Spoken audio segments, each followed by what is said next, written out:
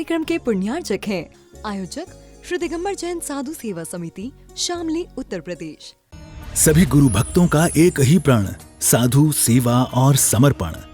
इसी भाव एवं भावना के साथ कार्य कर रहा है साधु सेवा ट्रस्ट। हम जानते हैं हमारे गुरुओं ने हमें इतना सब कुछ दिया, परंतु हमने अपने गुरुओं के लिए क्या किया, ये सवाल जरूर उठता है। देश के कई ऐसे प्रांत हैं जहां पर दिगंबर मुनियों को विहार करने में बहुत कठिनाई आती है। चौके वाले न मिलने पर विहार के दौरान आहार की व्यवस्था भी नहीं बन पाती। कई गांव व शहर आज भी ऐसे हैं जहां साधु संतों के चातुर्मास नहीं हुए हैं। इन सब को देखते हुए श्री साधु सेवा ट्रस्ट का उदय हुआ, जिससे दिगंबर मुनियों के आहार, विहार, प्रवास आदि की व्यवस्था को सुचारू रूप से बनाया जा सके, जिसके माध्यम से हमारा समाज, धर्म, संस्कृति सब सुरक्षित रह सकते हैं। क्यों न हम भी अपनी चंचला लक्ष्मी का सदुपयोग करें एवं अपने सच्चे गुरुओं की रक्षार्थ हेतु आगे आएं।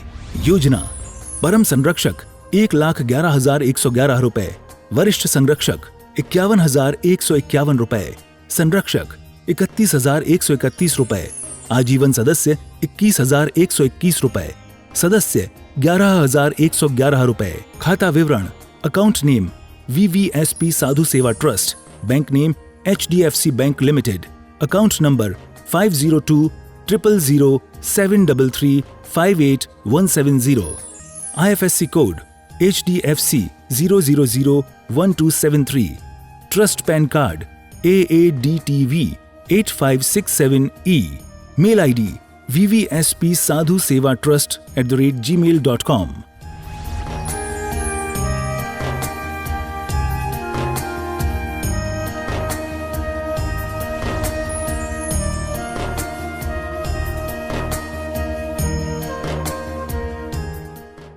सभी उपस्थित धर्म प्रेमी पुण्य आत्मा एवं महानुभाव,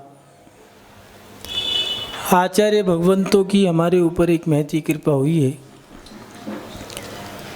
उन्होंने वक्त के रहते हुए हमें समय समय पर हमारी जिज्ञासाओं का समाधान और उसके साथ साथ हमें कैसे जीना है, कैसे चलना है, कैसे उठना है, कैसे बैठना है, जीने के साथ साथ मरने तक की कलाएं उन्होंने हमें दे दी हैं धरोहर के रूप में। इसी प्रकार आचार्य कुंद स्वामी जी, और कुंद स्वामी ही नहीं, आचार्य कुंद स्वामी जी जिनके पटाचार्य शिष्य हैं, उन्होंने भी हमें धरोहर के रूप में बहुत बड़ी संहिता, भद्रबाहु संहिता दी। जी हाँ, भद्रबाहु स्वामी जी ने भद्रबाहु संहिता ज्योतिष का एक बहुत बड़ा ग्रंथ हमें धरोहर के रूप में दिया। आचार्य उमा स्वामी जी ने तत्वार सूत्र, जिसमें हमारे चारों नियोगों की चर्चा करके उन्होंने हमारी हर जिज्ञासा का समाधान किया है। 7 तत्वों का उल्लेख करके हमारे जीवन के ग्रंथियों को खोल दिया है। आचार्य शिवकोटि स्वामी जी ने भगवती आराधना, भट्टकेर स्वामी जी ने मूलाचार, समन्वत स्वामी जी ने रत्नाकंठ शौकाचार, नेमीचंद सिद्धांत चक्रवर्ती जी ने दिव्य संग्रह इत्यादि ये ग्रंथ हमें धरोहर के रूप में दिए हैं। हमें क्या करना है, क्या नहीं करना, उन्होंने सब बताया। जैन धर्म के लोगों का एक अहोभाग्य है, धन्य भाग्य है कि उनके ऊपर आचार्यों की एक महती कृपा है कि वो कभी भी अपने जीवन में डिग नहीं सकते, अडिग रहेंगे। क्यों?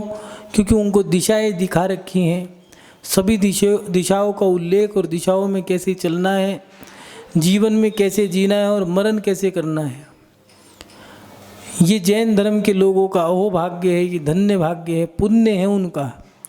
क्योंकि अन्य धर्मों में जीने की कला तो बताई है, और जीने के लिए भी क्या खाना है, कैसे रहना है, कैसे नहीं रहना, फैमिली प्लानिंग, लाइफ प्लानिंग, इसके साथ साथ फूडिंग सिस्टम, तेल मसाज इत्यादि, योग, जिम, ऐसी ऐसी चीज़ें दी हैं जिनके माध्यम से वो अपना जीवन जी सकते हैं।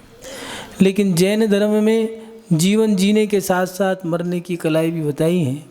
महानुभाव आचार्य कुंद स्वामी जी ने भी रहनसार ग्रंथ की रचना करके हमारे ऊपर एक बहुत बड़ा उपकार किया है। और सबसे बड़ी बात यह है कि उन्होंने, जैसे एक माँ बच्चे को पढ़ाती है, बच्चे को सिखाती है, ऐसी आचार्य कुंद स्वामी जी ने बच्चों की तरह हमें ऐसी ऐसी गाथाएं दी हैं जिसके माध्यम से हमें कैसे जीना है। पहली गाथा से ही सिखा रहे हैं कि पहले मंगलाचरण करो, भगवान को नमस्कार करो, विनय के साथ जियो, उसके साथ साथ सम्यक दर्शन को धारण करो। मिथ्यात्व से क्या हानि है, सम्यक से क्या लाभ है, क्या करना है, दान और पूजा करनी है। दान और पूजा की क्या कर्तव्य हैं, क्या नियम हैं, क्या क्रिया हैं। 7 प्रकार का दान, 4 प्रकार का दान 7 क्षेत्रों में देना चाहिए। कौन कौन से क्षेत्र हैं, कौन कौन से दान हैं, पूजा कैसे करनी चाहिए, पूजा का अपहरण, उसका जो निर्माल्य है उसका अपहरण करके क्या दोष लगता है, सब चीज़ों का उल्लेख किया। गृहस्थों के बारे में सब बताया, हे उपादेय के बारे में बताया, निश्चय व्यवहार के बारे में बताया, धर्मात्मा के बारे में बताया। और सब कुछ सिखाने के बाद, गृहस्थ जीवन के बारे में बताने के बाद आचार्य कुंदकुंद स्वामी जी ने गृहस्थ जीवन के साथ साथ साधु जीवन को भी बताया है कि साधु जीवन में रह कर के ऐसी क्रिया ना करें कि जिससे कि आपका जीवन बर्बाद हो। अगर साधु बनना है तो कषायों से रहित हो, प्रमाद से रहित हो, मायाचारी ईर्ष्या भाव से रहित हो, क्रोध से रहित हो। साधु जीवन तो मात्र साधु के लिए है। साधु बने हो तो साधु ही बन जाओ। महानुभाव आचार्य कुंदकुंद स्वामी जी हमारे ऊपर पुनः पुनः उपकार करते हुए 2 गाथाओं के माध्यम से साधु जीवन के बारे में बता रहे हैं कि साधु जीवन जीना कैसा चाहिए, साधु जीवन में क्या करना चाहिए, क्या नहीं करना है ये तो बता दिया, क्या करना है ये बता रहे हैं। देखते हैं आचार्य कुंदकुंद स्वामी जी 2 गाथाओं में क्या लिख रहे हैं। उन्होंने लिखा, मुंजैर जाला है ले जैनान संजम निमित्तम झाणज्ञेण निमित्तम अणयारो मुखमगरो उदरग्नीय सम्मण मक्खण गोयार सब पूर्ण भमरम नाउण तप्यारे निच्चेव बुंजदे भिक्खू। यहाँ आचार्य कुंदकुंद स्वामी जी लिख रहे हैं, भुंजेई जहालाहा लही, जो यदि यथार्थ लाभ भोजन ज्ञान संयम की वृद्धि के लिए तथा ध्यान और अध्ययन के निमित्त करता है वह मोक्ष मार्ग में रहते हैं। माने यहाँ आचार्य कुंदकुंद स्वामी जी लिख रहे हैं, जो साधु है यदि लाभ के लिए भोजन ज्ञान संयम की वृद्धि के लिए तथा ध्यान और अध्ययन के निमित्त आहार करते हैं तो मोक्ष मार्ग में रत हैं। साधु के लिए दिया है कि साधु जीवन एक ऐसा जीवन है जहाँ मात्र विरक्ति और विरक्ति ही हो, द्वितीय दूसरी कोई चीज़ ना हो। साधु जीवन अगर जी रहे हो तो किसी प्रकार का लाभ हमें प्राप्त नहीं करना। भोजन भी अगर हम कर रहे हैं, आहार, छैडालाकार ने भी लिखा है, मुनि को भोजन करा के कीजिए आहार। माने हम तुम्हारा भोजन करते हैं, तुम हमारे किए हुए भोजन को, वो क्या हो गया, आहार, उसको करते हो। हम तुम्हारे निमित्त का खाएंगे, तुम हमारे निमित्त का खाओगे, दोनों एक दूसरे से बचे रहेंगे, एक दूसरे से दोनों का व्यापार चलता है। अगर समाज गृहस्थ व्यक्ति अपने लिए भोजन बनाएगा तो पूरा पूरा दोष लग जाएगा, और अगर साधु के निमित्त से बनाता है कि मुनि महाराज आ जाएं, उनको आहार करा करके फिर मैं अगर आहार करूं तो मेरा हो भाग्य है। और अगर वो इस अनुसार बनाता है तो आचार्य कुंदकुंद स्वामी जी ने लिखा है, चौका अगर खाली भी चला जाए तो पुण्य उसको देने जितना ही लगता है। भाई साधु ही तो नहीं आया, उसकी तो भावना जो है वो पुण्य की है, धर्म की है, उपकार की है, परोकार की है, सेवा की है, भैया बत्ती की भावना है। इसलिए दान देने वाले को दानवीर नहीं, दान देने वाले को वीर कहा है और क्षमा करने वाले को महावीर कहा है। दान देना कोई हंसी मजाक नहीं है। आहार कराना कोई छोटी मोटी बात नहीं है। चौका लगाना भी बड़ा पुण्य का काम चाहिए। बड़ी बड़ी समाजों में भी 500 घर, 1000 घर, 2000, 10,000 घर की समाज में भी अगर साधु चले जाएं तो 2, 4, 10 चौके लगाने वाले ही होते हैं। क्यों? क्योंकि पुण्य चाहिए। बिना पुण्य के साधु के कर पात्र में एक अन्न का दाना, गिरास तो बहुत बड़ी चीज़ है, अन्न का दाना भी अगर कोई डाल दे तो बहुत पुण्य की बात है। पहले तो उत्तम कुल चाहिए, उत्तम जाति चाहिए, पुण्यात्मा चाहिए, सम्यक दृष्टि चाहिए, जैन कुल में चाहिए, क्षुद्र जाति का ना हो। पता नहीं कितनी चीज़ों को देख करके अंधा, लूला, लंगड़ा, बहरा, काना, रोगी, कोड़ी ये ना हो, मंदबुद्धि ना हो, अंगहीन ना हो, उपांगहीन ना हो, कुरूप ना हो, अति बाल ना हो, अति वृद्ध ना हो। इन सब चीज़ों को देखते हुए 32 अंतरायों को टाल करके और 46 दोषों को देखते हुए कि किसी प्रकार के दोष ना हो, ऊपर का नीचे ला करके तो नहीं दे रहे, नीचे का ऊपर ला करके तो नहीं दे रहे, बाजार का ला के तो नहीं दे रहे, कर्जा उधार मांग के तो नहीं दे रहे, कच्चा पक्का तो नहीं है, रात का बना तो नहीं है, अध पका तो नहीं है,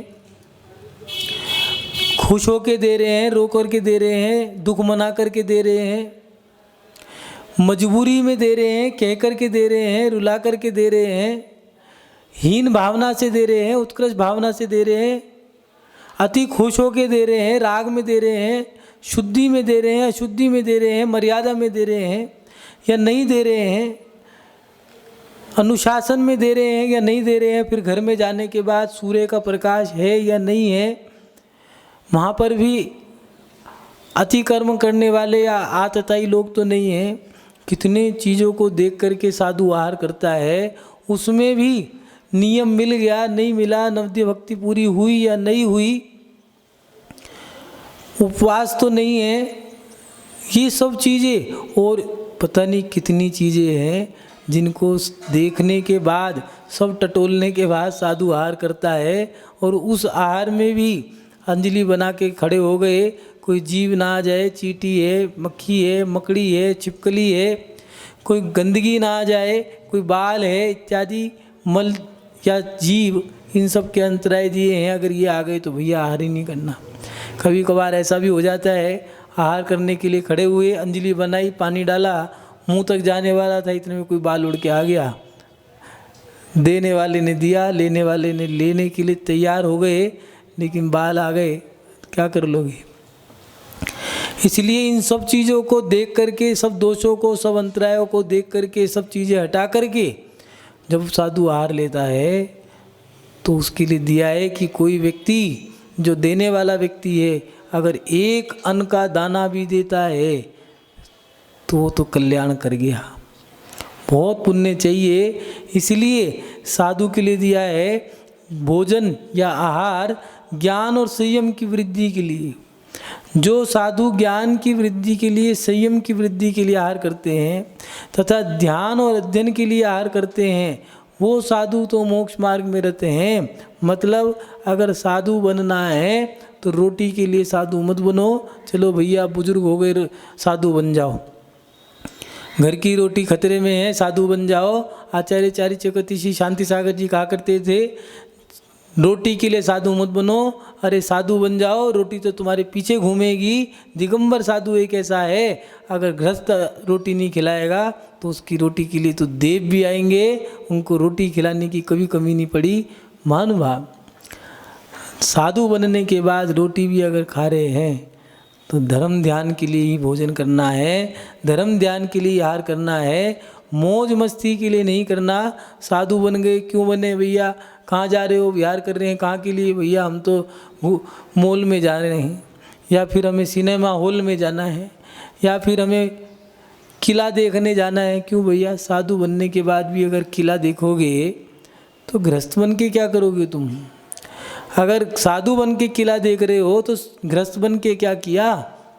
इसलिए साधु बनने के बाद कोई इच्छा ना हो, कोई आशा ना हो, और किसी प्रकार का परिग्रह रखने की भावना ना हो। साधु के पास तो परिग्रह भी अगर होता है तो वो दिया है पीछे कमंडल और मात्र भगवान का नाम जपने के लिए एक सूत की माला।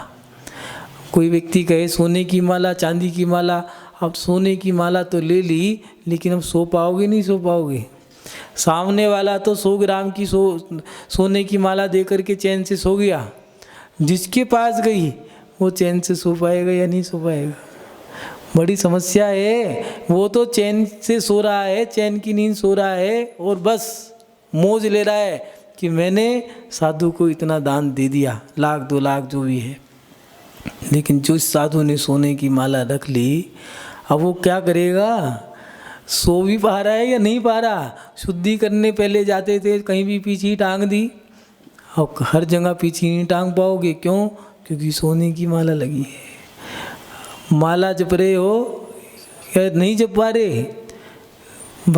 कबीरदास जी ने बहुत अच्छी बात कही, माला फेरी सूत की फिरा न मन का फेर, मन का डारी दे, मन का फेर।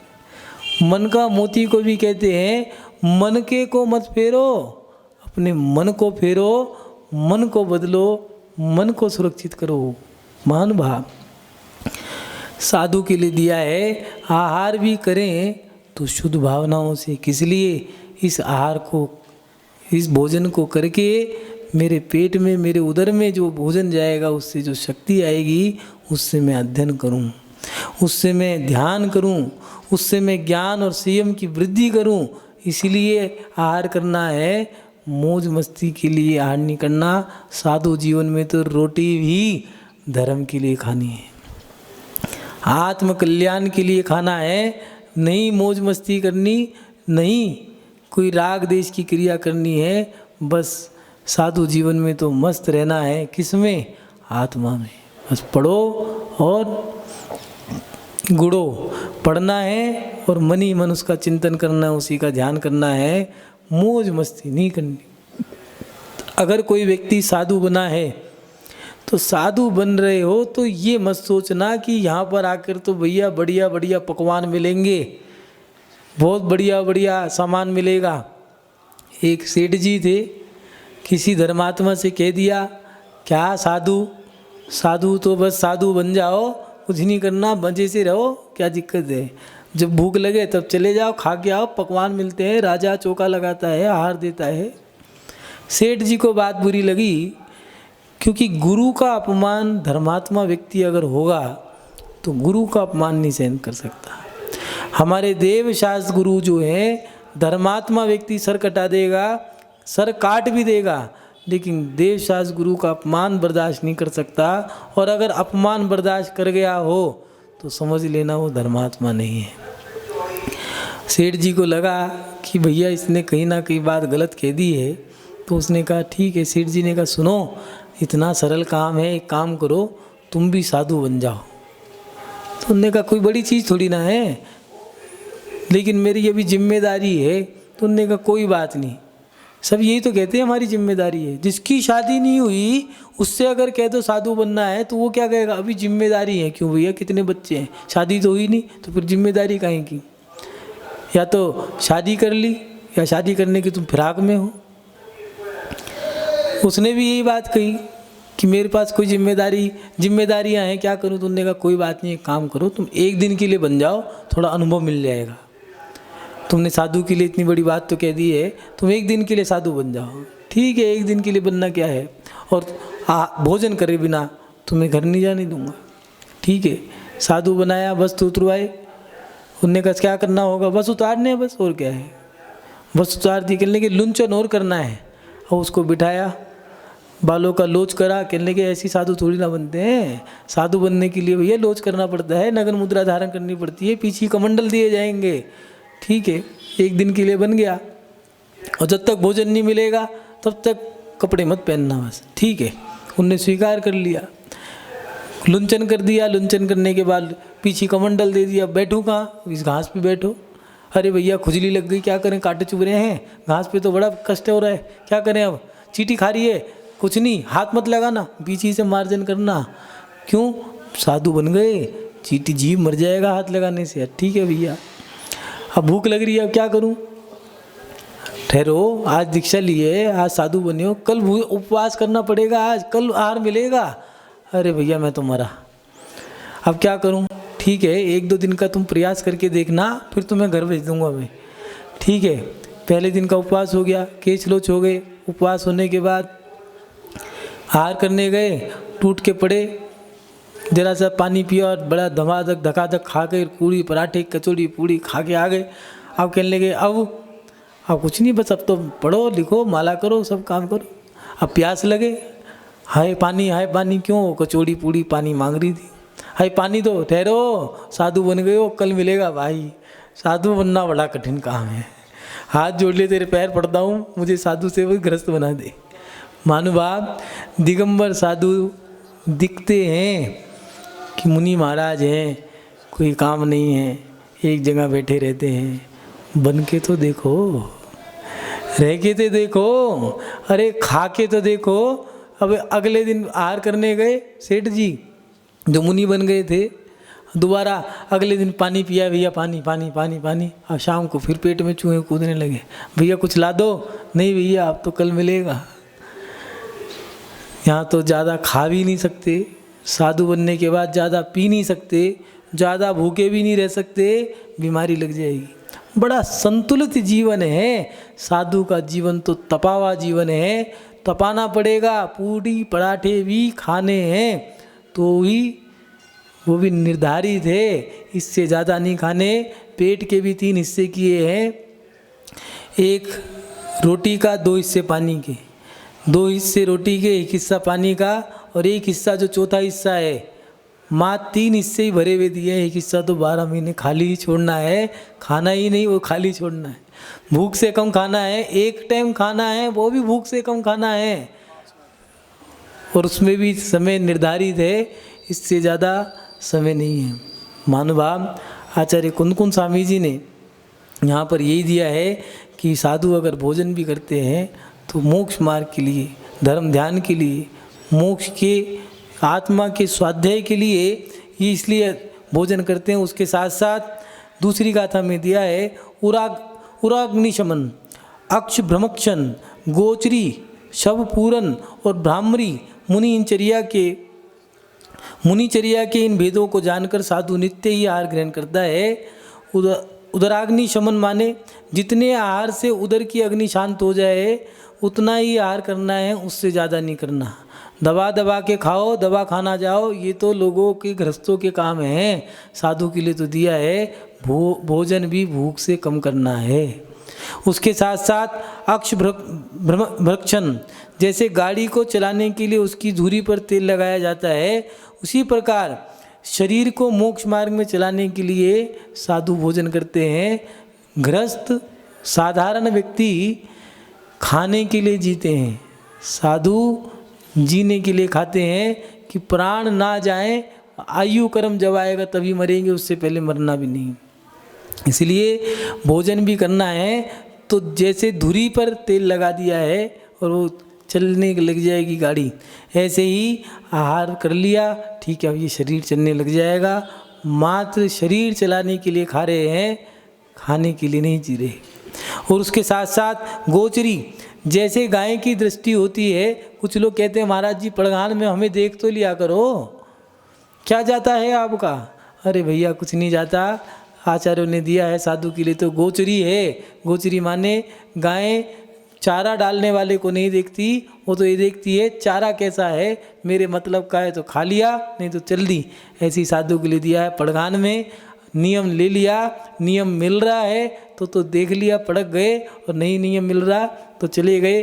उनको कोई मतलब नहीं है कौन गरीब कौन अमीर, कौन अमीरी का व्यक्ति है, कौन साहूकार है, कौन भिखारी है, वो तो अपने मत में मस्त हैं। नियम मिल गया पड़क गए, नहीं मिला कोई मतलब नहीं।